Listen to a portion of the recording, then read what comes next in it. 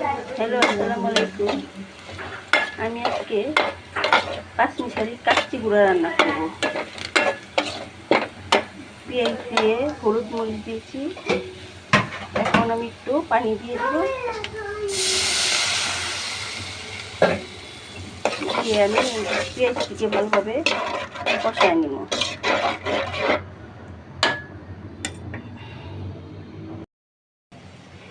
আমি এই কাঁচা আমগুলো ডিপের থেকে বের করেছি।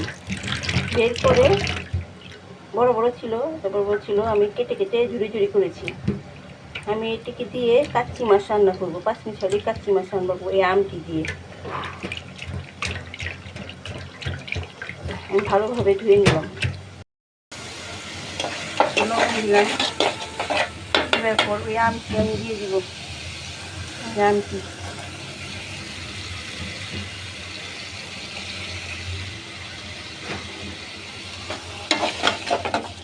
তারপর আমি একটু পানি দেব, যাতে আমটি ভালো করে কষানো হয়।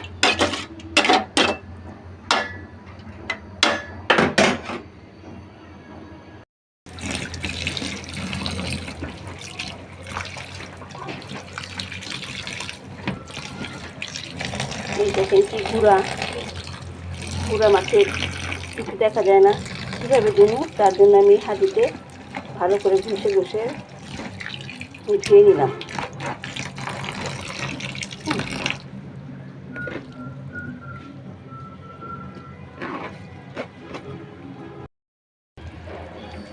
এখন আমি কাঁচামরিচ দিয়ে দেবো, ভেঙে ভেঙে কয়টা কাঁচামরিচ দিয়ে দেবো।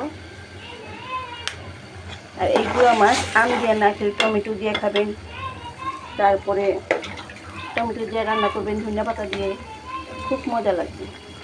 খুব মজার এই মাছটি।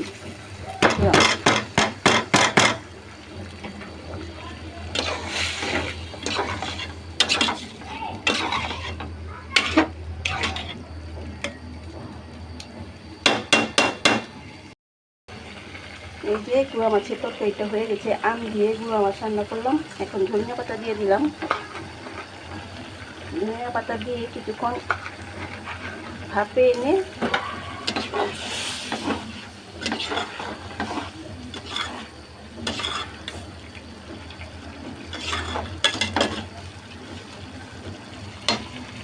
আম দিয়ে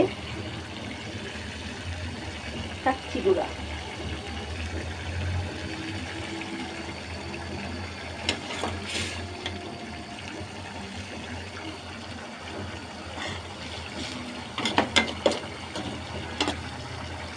কাঁচা আম দিয়ে আম দিয়ে রান্না করলাম। এই দেখেন কাচ্চি গুঁড়ো দিয়ে আম দিয়ে কষা কষা করে রান্না করলাম।